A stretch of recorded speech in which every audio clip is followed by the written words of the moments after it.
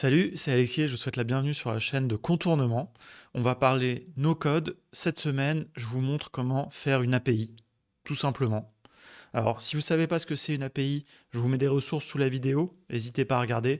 Et peut-être que là, par l'exemple, eh bien, vous allez comprendre aussi un certain nombre de choses. Alors, si je dois partir de zéro, une API, je vous dirais tout simplement un truc.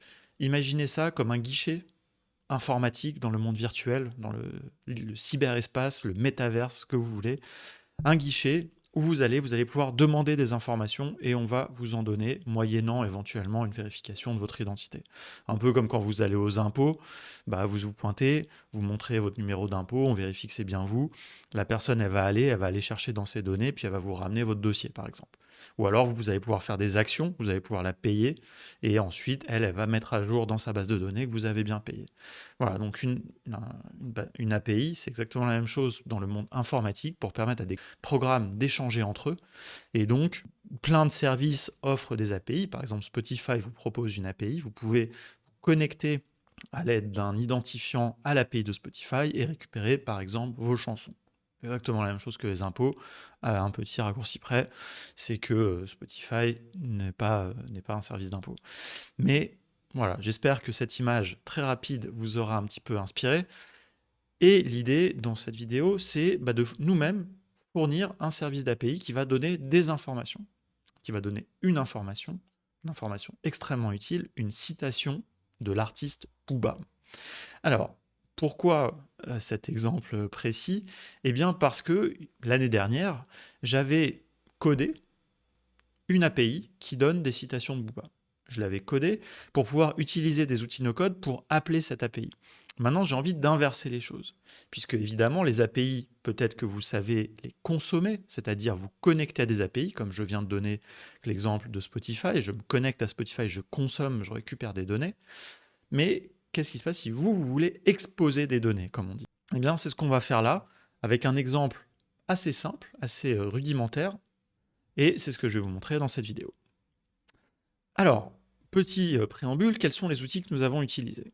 Alors, pour pouvoir donner des données, eh bien, il faut stocker ces données. Alors, pour ça, évidemment, vous vous en doutez, on va utiliser Airtable, un de nos outils préférés. Si vous ne le connaissez pas, je vous invite à regarder la vidéo qui est dédiée. Et on va utiliser Integromat. Alors, vous savez, si vous nous suivez depuis quelque temps, qu'on aime beaucoup Zapier, mais il se trouve que Zapier ne permet pas de faire ce qu'on veut faire. Même si vous connaissez bien Zapier, vous savez que Zapier permet d'exposer des routes d'API pour pouvoir déclencher des automatisations, elle ne permet pas de renvoyer des données. Ne vous inquiétez pas, j'insiste pas là-dessus, vous allez le comprendre, puis c'est ce qu'on va faire dans Integromat. C'est possible donc dans Integromat, et c'est le sujet principal de cette vidéo, donc je vais vous montrer ça. Voilà, c'est les deux outils, et puis on va utiliser un outil pour tester l'API, un outil extrêmement basique, je vais vous montrer ça tout de suite. On passe sur l'écran. Alors ça, c'est Booba.cloud. Alors c'est un fork, comme on dit chez les développeurs, éhonté de Kanye.rest, qui est une application, qui est une API qui donne des citations de Kanye West. Mais je l'ai bien mentionné ici, ne vous inquiétez pas, je respecte le travail des gens qui ont innové avant moi. Et cette API, qu'est-ce qu'elle fait? Eh bien, quand vous appelez cette API avec le verbe get, demander des données, c'est ce que je vais faire tout de suite ici dans mon testeur. Ici, vous voyez, je mets ma route d'API, comme on l'appelle, donc c'est une URL, c'est un lien internet. Méthode get, ici c'est simplement la zone, ne vous inquiétez pas pour ça, j'envoie, et vous voyez que ici ça me donne un objet JSON. Alors là vraiment, je ne vais pas rentrer dans ce sujet-là, mais le JSON c'est simplement une présentation des données pour que les logiciels se comprennent, puisque vous, par exemple, vous allez écrire, coder ou no coder quelque chose qui va se connecter à une API, par exemple l'API de Spotify, mais eux, ils ont peut-être codé ou no codé, à mon avis plutôt codé, d'une autre certaine manière. Mais il faut que le langage entre les deux puisse fonctionner. Quand vous allez à vos guichets des impôts, si vous parlez en chinois et que la personne elle parle que français, vous n'allez pas vous comprendre, donc elle ne pourra pas vous donner de votre information. Et bien le JSON, c'est un peu l'espéranto numérique des ordinateurs et des programmes informatiques qui leur permet de communiquer entre eux de la même manière. Regardez sous la vidéo, plein de ressources par rapport à ça. Je n'insiste pas plus que ça, puisque là, ce que je vais vous montrer, c'est vraiment comment on fait. C'est un tuto un petit peu plus avancé, mais voilà, il en faut aussi sur cette chaîne. Alors voilà, donc ça, c'est ça. Si vous l'appelez plusieurs fois, à chaque fois, vous avez une citation donc au hasard. Ça, c'est très important, et vous allez voir comment on va implémenter ça. Donc, évidemment, j'ai une table Airtable extrêmement simple, je ne prends même pas la peine de vous expliquer comment ça fonctionne. Un seul champ, texte, vous voyez ici une trentaine de citations, je vous laisse les découvrir et vous amuser avec ça.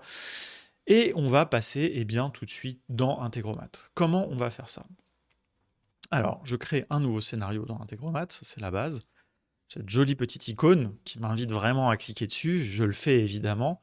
Et qu'est-ce que je vais utiliser? Je vais utiliser un webhook. Un webhook, comme son nom l'indique, c'est un crochet web, c'est-à-dire un lien que vous allez exposer qui va permettre, pas à vous, mais à d'autres gens, à des informaticiens, à des no-codeurs, des no-codeuses, de venir se connecter à votre système. Donc c'est une adresse, c'est l'adresse de votre guichet finalement, si je file un petit peu cette métaphore, c'est l'adresse de votre guichet pour que les gens puissent y venir. Et puis là, vous allez attendre et vous allez leur proposer un service. Donc ça, c'est le webhook qui est ici.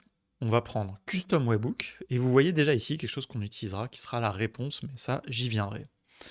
Alors, ici, notre webhook, on va en créer un nouveau, que l'on va appeler API Booba. Rien de plus, je ne rentre pas dans les détails, il y a des fonctionnalités avancées. Et vous voyez que donc Integromat vous génère ici cette adresse. Alors, la première chose que vous allez devoir faire ici, c'est la copier, et ensuite ici venir faire une requête de test. Alors nous, notre exemple est extrêmement simple puisqu'on ne va pas passer de paramètres dans notre requête. On prend tout simplement notre URL et on va faire un get sans paramètres. Mais sachez qu'on pourrait proposer des paramètres ici, au niveau du contenu, on pourrait mettre en clé-valeur, et demander un certain nombre de citations. On pourrait dire je voudrais 5 citations, on voudrait dire je voudrais des citations de telle époque, de telle année, de tel album. Voilà, on pourrait faire un service vraiment beaucoup plus évolué que ça. On va pas le faire, on va rester simple quand même, mais pour vous entraîner, vous pourrez le faire. Voilà, donc là on a envoyé, et ici vous voyez qu'il a bien reçu notre webhook. Je fais OK, et je vais continuer, et qu'est-ce que je vais faire? Tout simplement, maintenant je vais me connecter à Airtable, récupérer toutes les citations. Ici, j'ajoute Airtable, et ici, on va venir Search Records, tout simplement, ça se connecte. Alors, on charge, ici, les bases. Alors, petite astuce, parce que comme vous le voyez, j'ai 12 milliards de bases, notamment toutes celles que vous me partagez pour les corrections d'exercices. Et donc ici, j'ai citation, j'ai mis une petite icône, un petit emoji, pardon, qui me permet de les retrouver très facilement. Et les tables, il n'y en a qu'une, Booba, on n'insiste pas. Limite, on peut mettre 30, comme ça on les récupère toutes, tant qu'à faire. Mais vous voyez, c'est là où on pourrait mettre aussi un paramètre qui viendrait du webhook, pourquoi pas. Et là, qu'est-ce qu'on va faire? Alors là, il faut bien comprendre, et donc là, on est dans des notions d'integromat un petit peu avancées. Je vais déclencher ce module, et vous voyez que Airtable me renvoie toutes les lignes. Et donc là, le fonctionnement natif d'Integromat, qui est très intéressant, c'est que si je mets une action derrière, elle va être exécutée pour chacune des lignes de ma base Airtable. Ce qui n'est pas ce qui m'intéresse, parce que moi, ce qui m'intéresse, c'est de récupérer une seule ligne au hasard. Comment faire ça? Première chose, on va ajouter ici un agrégateur que je vais venir positionner ici, et qui, comme cette petite image l'indique, va me fusionner, agréger, pour employer le bon terme, toutes les lignes dans une seule. Le module source, c'est Airtable. Ici, je vais prendre les textes. Je peux prendre les identifiants aussi, pourquoi pas. Bon, ça ne nous sert pas à grand-chose, mais je vais le faire quand même pour qu'on comprenne. Et donc, vous voyez que là, maintenant, ils sont liés. Et donc, hop, on va auto-aligner. Et on va ajouter ici un dernier module qui est la réponse. Puisque maintenant, on a récupéré toutes nos informations, on va envoyer la réponse. Et là, vous voyez voir qu'il y a quelques petites subtilités très intéressantes d'integromat. On refait un auto-align parce que moi, j'aime pas comme beaucoup de gens, j'aime pas quand c'est pas bien aligné. Et ici, on vient dans mon webhook. Alors là, le webhook, la réponse, ça fait appel à certaines notions du protocole HTTP et de l'Internet. Finalement, c'est extrêmement intéressant. Je vous invite vraiment à regarder dans les ressources que je mets pour bien comprendre. Je vais essayer de vous expliquer un petit peu. Mais aussi, ici, dans la documentation du webhook, il y a une partie sur la réponse qui est très intéressante. Notamment, vous allez ici spécifier quel est le code de réponse. Alors, le code de réponse, en réalité, il peut dépendre de ce qui s'est passé dans le cadre de l'exécution. Nous, on va partir d'un cas simple et on va dire que notre API, elle répond toujours, que ça s'est toujours bien passé. Le code de réponse pour dire que ça s'est bien passé, c'est 200. On en revient toujours à cet espéranto numérique. Là, c'est pas du JSON, là, c'est les codes de réponse du protocole HTTP qui sont 200. Vous connaissez, il y en a un que vous connaissez tous évidemment, c'est le code 404 qui indique que quelque chose n'a pas été trouvé. Voilà, donc là si je mettais 404, eh bien ça interpréterait que ça n'a pas été trouvé. Si vous programmiez avec Integromat un flow beaucoup plus conséquent et qu'il y avait des cas où il y avait des erreurs, vous pourriez ici mettre quelque chose une variable qui indiquerait un retour différent, dans un usage beaucoup plus avancé. Moi, je vais venir ici dans le body, tout simplement. Et alors d'abord, la première chose, c'est que je vais venir ici dans le header. Le header, il y a un header qui est très important. Le header, donc c'est l'entête. Encore une fois, ce sont des informations qui sont passées entre les programmes informatiques pour expliquer les informations qu'il se passe. Le header, il y en a un qui s'appelle le content type, qui permet de dire à notre API, au client, le client c'est la personne qui appelle l'API, pour dire au client quel est le format de réponse. Je vous l'ai dit, le format de réponse c'est du JSON, donc on va ici mettre comme valeur, et là vous voyez je le copie-colle, application/JSON. Et ça va permettre, aux personnes qui se connectent à nous, à notre API, de savoir que la réponse qu'ils attendent est bien envoyée en JSON. Parce qu'en fait, dans certains cas, on pourrait envoyer quelque chose de différent. Hop, donc là, on a notre header, et maintenant, on va écrire notre body. Alors, notre body, déjà, on va écrire du JSON. Ici, tout simplement, souvenez-vous, là, ma requête, alors je l'ai perdue, non. Donc, si vous vous souvenez, ce qu'on a vu au tout début, l'API booba.cloud, quand, vous voyez, c'est indiqué d'ailleurs dans la documentation extrêmement simple de cette API, ça envoie, ici, ça ouvre une accolade, ça c'est un propre langage JSON, quote, pour indiquer quelle est la propriété, et ici une citation. Donc nous, on va faire pareil, on va faire quote, deux points, ouvrez les guillemets, et là, on va mettre la citation. Comment on va mettre la citation? Eh bien là, il y a une petite subtilité, il va falloir utiliser une formule et utiliser les fonctions d'Integromat. D'ailleurs, j'en profite pour faire une petite dédicace à Lilian, qui m'a donné une bonne petite astuce pour faire une formule assez simple, plus simple que ce que j'avais en tête, pour récupérer une ligne au hasard venant de Airtable. Voilà, donc je le salue au passage. Ici, qu'est-ce qu'on va faire? Eh bien, on va faire un shuffle. Ça, c'est une fonction qui va mélanger notre tableau. Je ferme.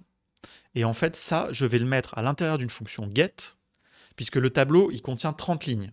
Donc le tableau, quand array, ça c'est un format informatique, mais ça matérialise le tableau qui est dans la base Airtable. Donc ce array, cette variable array, contient nos 30 lignes. Quand je fais shuffle, je vais les mélanger. Ça va me permettre, à chaque fois qu'on appelle l'API, de renvoyer une valeur au hasard. Et ensuite, je vais prendre la première valeur. Donc ici, j'ai un get. Et là, je mets 1, puisque je veux le premier élément. Il se trouve que ce premier élément, il a une propriété qui est texte, qui contient la citation. Comment je sais que ça s'appelle texte? Eh bien parce que ici, c'est le nom de la colonne. Et on l'a vu aussi, si vous vous souvenez bien, dans l'agrégateur. Donc là, on va récupérer ça. Je ferme la parenthèse, je ferme mes guillemets, je ferme mes accolades. Et là, si tout va bien, je vais avoir un bel objet JSON qui va être renvoyé par mon API quand il y aura des requêtes. J'ai indiqué que c'était du JSON. Ça ressemble à du JSON. Cette partie-là sera remplacée aléatoirement par Integromat par une citation de Booba. Normalement, tout est bon. Donc, si tout est bon, eh bien, il suffit de faire une requête de test et puis on va voir. Là, je mets un run once. Le webhook attend, tout simplement. Et maintenant, je viens ici dans mon API. Vous vous souvenez, j'ai toujours ici l'URL. Je fais send. Et magnifique, j'ai une superbe citation de Booba. Je te parle comme un Romanichel, t'as le swag à Sacha Distel. Voilà, c'est pas très sympa pour Sacha Distel, mais c'est vrai qu'il n'a pas un swag incroyable. Donc, voilà, ça marche du premier coup, parce que évidemment j'ai fait une première fois avant de filmer. Qu'est-ce que je peux vous dire d'autre? Eh bien, voilà, hein. Donc, si je récapitule ce qui s'est passé. Alors attendez, je vais relancer, parce qu'il y a quand même, c'est hyper beau, je n'ai pas filmé le bon moment, pour bien filmer. et vous allez voir exactement ce qui se passe. Je fais un run once, ici je fais send, et maintenant je reviens vite sur Integromat. Et là, vous voyez, et c'est pour ça que j'adore Integromat, vous voyez vraiment les éléments qui se passent de module en module. Ici, on reçoit une opération. Pas de paramètres, on n'en a pas passé dans notre requête. Deuxième étape, Airtable nous renvoie 30 lignes. Alors, ils sont en train de se charger. Non, ça c'est il faut cliquer ici. Et là, vous voyez les 30 lignes. Alors, c'est toujours les mêmes. On pourrait en réalité, si on voulait optimiser, les stocker dans un data store Integromat. Ça, c'est un usage plus avancé. Sachez que c'est possible. On n'aurait pas besoin d'Airtable, mais je ne résiste jamais à l'envie de vous montrer un petit peu d'Airtable. L'agrégateur, ici, prend tous ces inputs et nous ressort, ici, on le voit, l'output, un seul tableau, vous voyez, qui contient les 30 éléments, mais à l'intérieur d'un seul tableau, au lieu d'avoir 30 choses séparées. Et ici, donc ça ne se déclenche qu'une fois au lieu de 30. S'il n'y avait pas d'itérateur, ici, ça essaierait de se déclencher 30 fois, ce qui n'a pas d'intérêt avec le webhook. Et ici, eh bien, vous voyez que ça va bien nous ressortir le quote avec ça. Et d'ailleurs, vous voyez que la phrase ici n'est pas la même, puisque, surprise, là, eh bien, notre shuffle fonctionne bien, donc ça mélange bien le tableau. Donc ici, on a une autre phrase que je ne vais pas vous lire, on ne va pas faire des blagues à chaque fois sur les citations de Booba. Voilà, c'est pas plus compliqué que ça. Alors évidemment, là j'ai pris un exemple très simple. S'il y avait des paramètres ici, on pourrait les utiliser dans le corps du traitement dans Integromat. Ici, on pourrait faire plein de choses, des choses très avancées. Et puis ici, à la fin, il y a une réponse. Il peut y en avoir qu'une. Par contre, il peut y en avoir une, mais qui arrive après différentes routes. Vous savez peut-être que dans Integromat, on peut faire du routage aussi, qui est extrêmement pratique. Donc voilà, là vous avez un exemple vraiment de quelque chose qui est vraiment très propre à Integromat, qui n'est pas possible à faire avec Zapier malheureusement. C'est le prix aussi, hein. Vous avez vu que c'est quand même un petit peu plus complexe à faire que à manipuler qu'on l'aurait fait avec Zapier. Il y a des notions notamment d'API, de langage JSON, etc. N'hésitez pas à regarder les ressources. Abonnez-nous à notre newsletter, puisque un jour on va sortir une formation aux API, j'arrête pas de le répéter, mais là on va vraiment le faire, début 2022. On va faire une formation Integromat, début 2022 aussi, ça c'est promis. Et puis voilà, moi je peux simplement vous proposer de venir sur le Slack de No Code France, venez commenter ce que vous avez appris, venez poser des questions, venez faire ce que vous voulez. Si vous voulez commenter cette vidéo, d'ailleurs c'est plutôt sous la vidéo qu'il faut le faire que sur le Slack. Posez-moi des questions, est-ce que ça vous a plu, est-ce que vous saviez faire, qu'est-ce que vous en feriez, n'hésitez pas. Et puis moi je vous dis à la semaine prochaine pour une autre vidéo autour du no-code.